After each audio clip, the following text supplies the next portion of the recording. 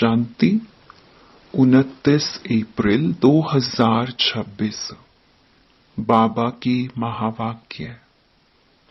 मीठे बच्चे, पतित जगत से नाता तोड़ एक बाप से बुद्धि योग लगाओ तो माया से हार नहीं हो सकती। प्रश्न: समर्थ बाप साथ होते हुए भी यज्ञ में अनेक विघ्न क्यों पड़ते हैं? कारण क्या है? उत्तर: यह विघ्न तो ड्रामा अनुसार पड़ने ही हैं, क्योंकि जब यज्ञ में असुरों के विघ्न पड़े तब तो पाप का घड़ा भरे। इसमें बाप कुछ नहीं कर सकते। यह तो ड्रामा में नूंद है। विघ्न पड़ने ही हैं, लेकिन विघ्नों से तुम्हें घबराना नहीं है।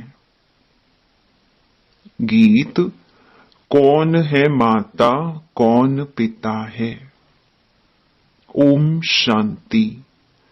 बच्चों ने बेहद के बाप का फरमान सुना।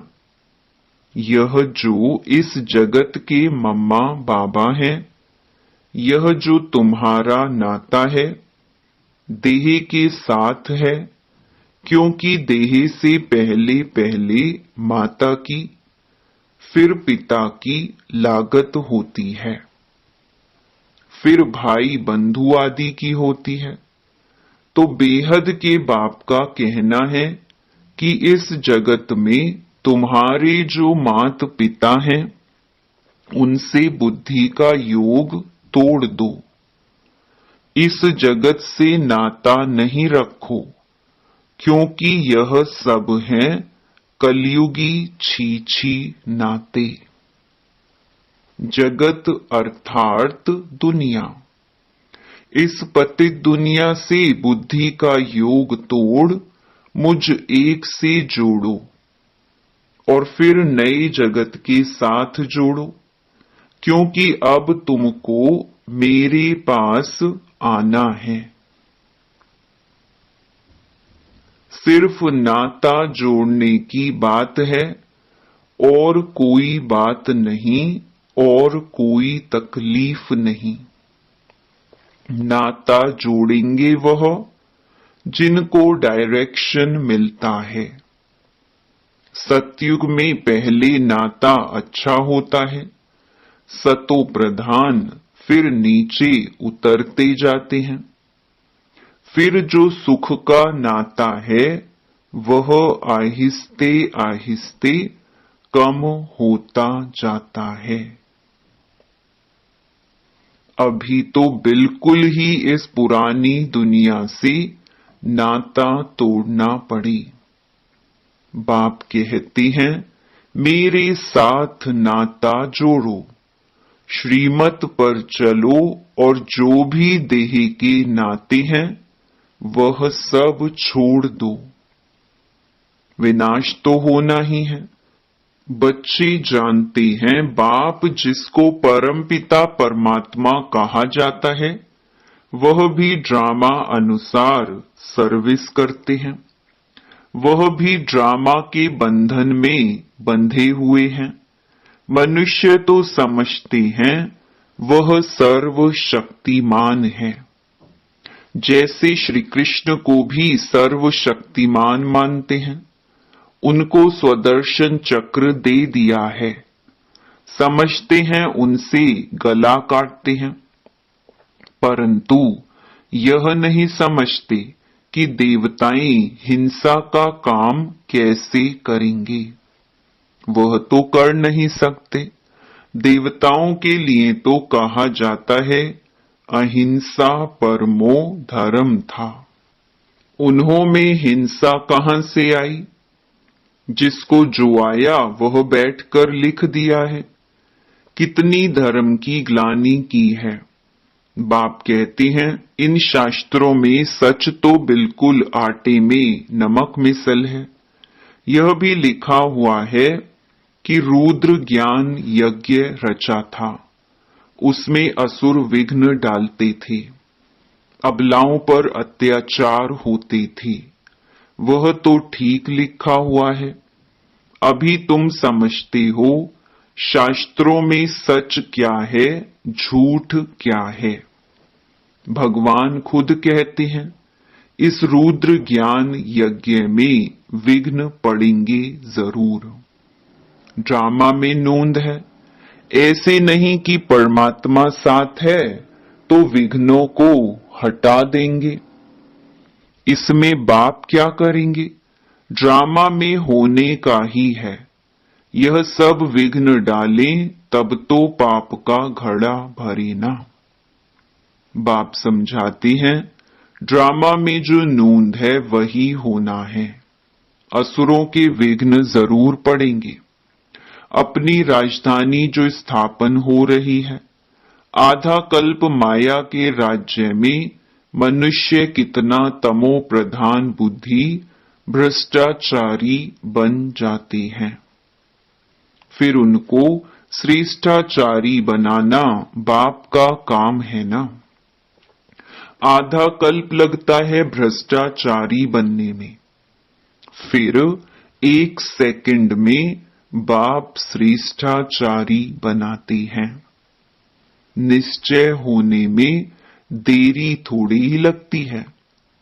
ऐसे बहुत अच्छे बच्चे हैं जिन्हों को निश्चय होता है, झट प्रतिज्ञा करते हैं, परंतु माया भी तो पहलवान है ना।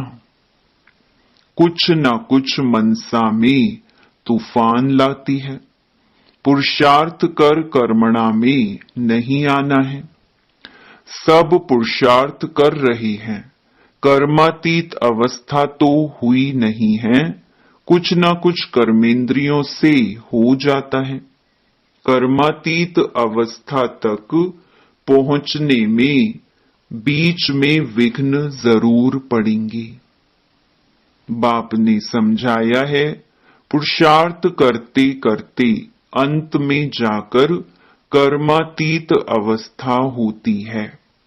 फिर तो इस शरीर को रहना नहीं है, इसीलिए टाइम लगता है।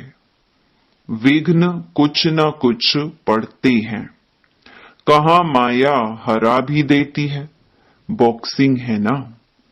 चाहते हैं बाबा की याद में रहें, परंतु रह नहीं सकते। थोड़ा बहुत टाइम जो पड़ा हुआ है, धीरे धीरे वह अवस्था धारण करनी है। कोई जन्मते ही राजा तो नहीं होता है। छोटा बच्चा धीरे धीरे बड़ा होगा ना, इसमें भी टाइम लगता है। अब तो बाकी थोड़ा समय रहा है। सारा मदार पुरुषार्थ के ऊपर है। अटेंशन देना है। हम कैसे भी करके बाप से वर्षा लेंगे जरूर। माया का सामना जरूर करेंगे, इसीलिए प्रतिज्ञा करते हैं। माया भी कम नहीं है, हल्के से हल्के रूप में भी आती है। रुस्तम के सामने अच्छा जोर मारती है। यह बातें कोई शास्त्रों में नहीं है। बाप कहते हैं कि तुम बच्चों को अभी समझाता हूं। बाप द्वारा तुम सद्गति को पा लेते हो, फिर इस ज्ञान की दरकार ही नहीं रहती। ज्ञान से सद्गति हो जाती है। सद्गति कहा जाता है सतयुग को। तो मीठे मीठे बच्चों को लक्ष्य मिला है। यह भी समझते हैं, ड्रामा अनुसार झाड़ बढ़ने में टाइम तो लगता ही है। विघ्न तो बहुत पड़ते हैं। चेंज होना पड़ता है। कौड़ी से हीरे जैसा बनना पड़ता है। रात दिन का फर्क है। देवताओं के मंदिर अभी तक भी बनाते रहते हैं। तुम ब्राह्मण अभी मंदिर नहीं बनाएंगे, क्योंकि वह है भक्ति मार्ग। दुनिया को यह पता ही नहीं कि अब भक्ति मार्ग खत्म हो, ज्ञान मार्ग जिंदाबाद होना है। यह सिर्फ तुम बच्चों को मालूम है। मनुष्य तो समझते हैं कलयुग अभी बच्चा है, उन्हों का सारा मदार है शास्त्रों पर।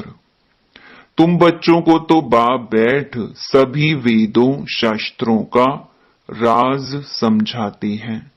बाप कहते हैं अभी तक तुम जो पढ़े हो वह सब भूल जाओ, उनसे कोई की सदगति होती नहीं। भल करके अल्पकाल का सुख मिलता आया है, सदा सुखी सुख मिले ऐसे हो नहीं सकता। यह है क्षण भंगुर सुख। मनुष्य दुख में रहते हैं। मनुष्य यह नहीं जानते कि सतयुग में दुख का नाम निशान नहीं होता है। उन्होंने वहां के लिए भी ऐसी बातें बता दी हैं। वहां कृष्णपुरी में कंस था, यह था। श्री कृष्ण ने जेल में जन्म लिया। बहुत बातें लिख दी हैं। अब श्री कृष्ण स्वर्ग का पहला नंबर प्रिंस, उसने क्या पाप किया? यह है दंत कथाएं। सो भी तुम अभी समझते हो, जबकि बाप ने सच बताया है। बाप ही आकर सचखंड स्थापन करते हैं। सचखंड में कितना सुख था, झूठ खंड में कितना दुख है, यह सब भूल गए हैं। तुम जानते हो हम श्रीमत पर सचखंड स्थापन करके उसके मालिक बनेंगे। बाप समझाते हैं ऐसे ऐसे श्रीमत पर चलने से तुम ऊंच पद पा सकेंगे। बच्चे यह जानते हैं हमको यह पढ़ाई पढ़कर सूर्यवंशी महाराजा महारानी बनना है। दिल भी सबकी होती है ऊंच पद पाने की। सबका पुरुषार्थ चलता है। अच्छे पक्के भक्त जो होते हैं वह चित्र साथ में रखते हैं तो घड़ी घड़ी उनकी याद रहेगी। बाबा भी कहते हैं त्रिमूर्ति का चित्र साथ में रख दो तो घड़ी घड़ी याद आएगी। बाप को याद करने से हम सूर्यवंशी घराने में आ जाएंगे। कमरे में त्रिमूर्ति का चित्र लगा हुआ होगा तो घड़ी घड़ी नजर सामने पड़ेगी। बाबा द्वारा हम इस सूर्यवंशी घराने में जाएंगे। सवेरे उठते ही नजर उस पर जाएगी। यह भी एक पुरुषार्थ है। बाबा राय देते हैं अच्छे अच्छे भगत बहुत पुरुषार्थ करते हैं। आंख खोलने से ही श्री कृष्ण याद आ जाए, इसीलिए चित्र सामने रख देते हैं। तुम्हारे लिए तो और ही सहज है। अगर सहज याद नहीं आती, माया हैरान करती है, तो यह चित्र मदद करेंगे। शिव बाबा हमको ब्रह्मा द्वारा विष्णुपुरी का मालिक बनाते हैं। हम बाबा से विश्व का मालिक बन रहे हैं। इस सिमरन में रहने से भी मदद बहुत मिलेगी। जो बच्चे समझते हैं याद घड़ी घड़ी भूल जाती है, तो बाबा राय देते हैं चित्र सामने रख दो तो बाप भी और वर्षा भी याद आएगा। परंतु ब्रह्मा को याद नहीं करना है। सगाई करते हैं तो दलाल थोड़े ही याद आता है। तुम बाबा को अच्छी रीति याद करो तो बाबा भी तुमको याद करेगा। याद से याद मिलती है। अभी माशूक के ऑक्यूपेशन का तुमको पता है। शिव के कितने ढेर भगत हैं। शिव शिव कहते रहते हैं, परंतु वह रॉन्ग है। शिव काशी, विश्वनाथ, फिर गंगा कह देते हैं। पानी के किनारे जाकर बैठते हैं। यह समझते नहीं कि ज्ञान का सागर बाप है। बनारस में बहुत फॉरेनर्स आदि जाते हैं देखने। बड़े बड़े घाट हैं, फिर भी सभी के बाप का मंदिर तो खींचता है। सब उनके पास जाते हैं। मंदिर तो किसके पास जाएगा नहीं। मंदिर के देवताएं खींचते हैं, शिव बाबा भी खींचते हैं। नंबर 1 है शिव बाबा। फिर सेकंड नंबर में यह ब्रह्मा, सरस्वती सो विष्णु, विष्णु सो ब्रह्मा, ब्राह्मण सो विष्णुपुरी के देवताएं, विष्णुपुरी के देवताएं सो ब्राह्मण। अब तुम्हारा धंधा यह रहा, हम सो देवता बन रहे हैं तो औरों को भी रास्ता बताना है। और सब हैं जंगल में ले जाने वाले। तुम जंगल से निकाल बगीचे में ले जाते हो। शिव बाबा आकर कांटों को फूल बनाते हैं। तुम भी यह धंधा करते हो। इन बातों को तुम ही जानते हो। कोई राजा रानी तो है नहीं जिनको तुम समझाओ। गाया हुआ है, पांडवों को 3 पैर पृथ्वी के नहीं मिलते थे।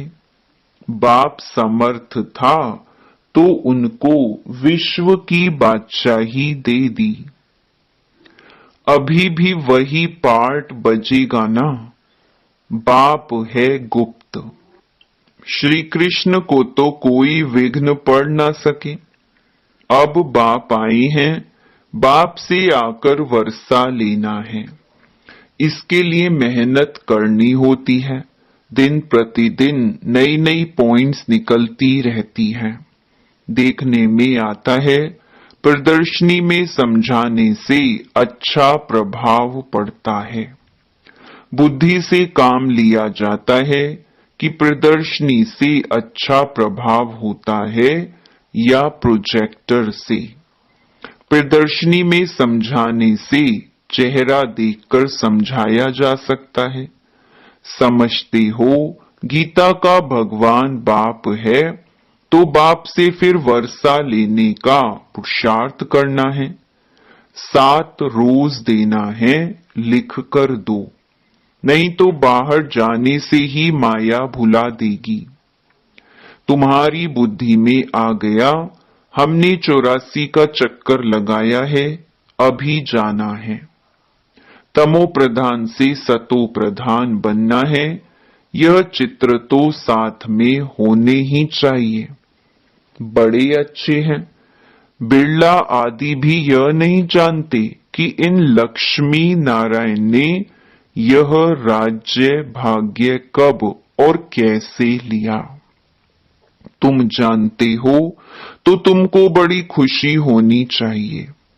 लक्ष्मी नारायण का चित्र ले, झट कोई को समझाएंगे उन्होंने यह पद कैसे पाया। यह बातें बुद्धि से समझने और समझाने की है। मंजिल है ऊंची। जो जैसा टीचर है वह वैसे ही सर्विस करते हैं।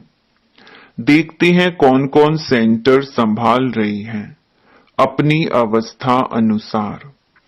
नशा तो सबको है, परंतु विवेक कहता है समझाने वाला जितना होशियार होगा उतना सर्विस अच्छी होगी।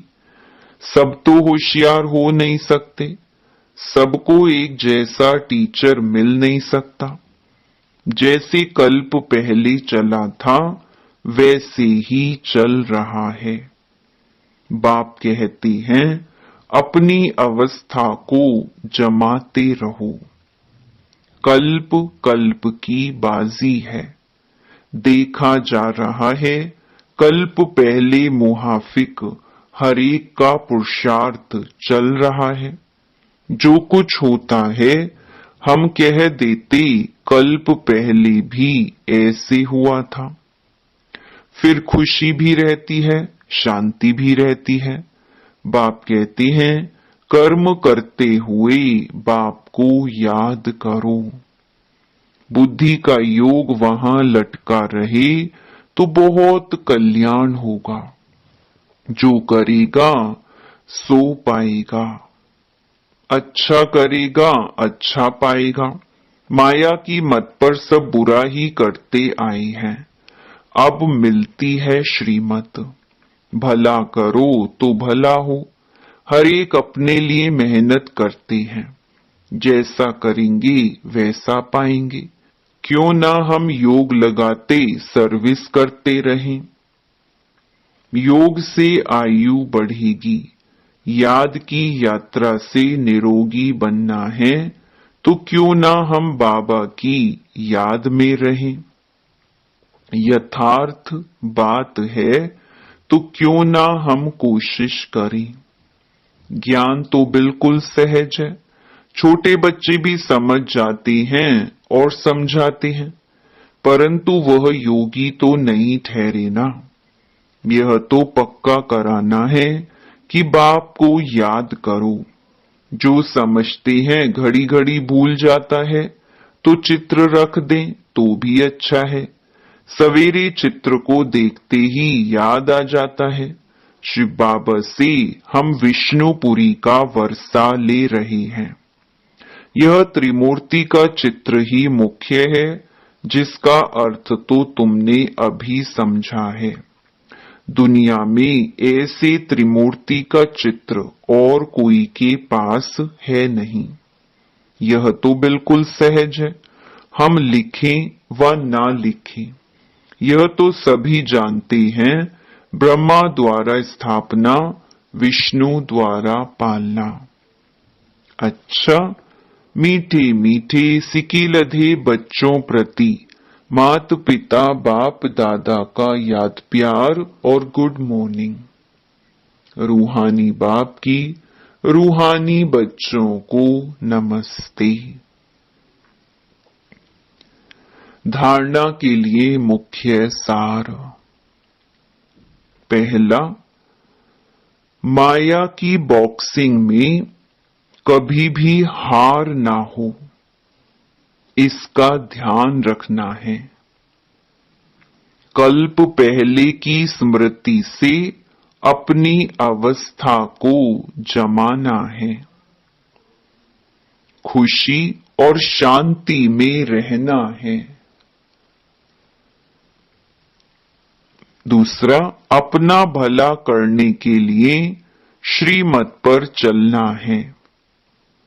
इस पुरानी दुनिया से नाता तोड़ देना है।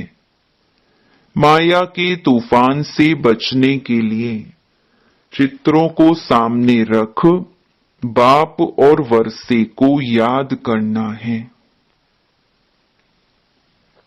वरदान, मनन द्वारा बाप की प्रॉपर्टी को अपनी प्रॉपर्टी बनाने वाले दिव्य बुद्धिवान भव। बाप द्वारा जो भी खजाना मिलता है उसे मनन करो तो अंदर समाता जाएगा।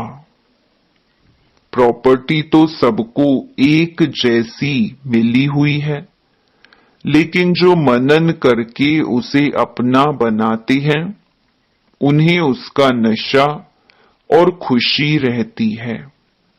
इसलिए कहा जाता है अपनी घोट तो नशा चढ़ी।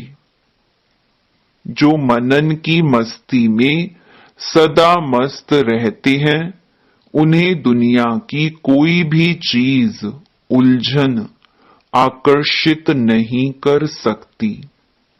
उन्हें दिव्य बुद्धि का वरदान स्वतः मिल जाता है। स्लोगन: मन की उलझन को समाप्त करने के लिए निर्णय शक्ति को बढ़ाओ। ये अव्यक्त इशारे महान बनने के लिए मधुरता और नम्रता का गुण धारण करो। ऐसे नहीं समझो कि हम तो सदैव झुकते ही रहते हैं, लेकिन हमारा कोई मान नहीं। जो झुकते नहीं वह झूठ बोलते हैं, उनका ही मान है। नहीं, यह अल्पकाल का है, लेकिन आप दूरादेशी बुद्धि रखो। यहां जितनों के आगे झुकेंगे, अर्थात नम्रता के गुण को धारण करेंगे, तो सारा कल्प ही सर्व आत्माएं आगे आगे नमन करेंगी। सतयुग त्रेता में राजा के रिगार्ड में कांध से नहीं लेकिन मन से झुकेंगे, और द्वापर कलयुग में कांध झुकाएंगे। अच्छा, ओम शांति।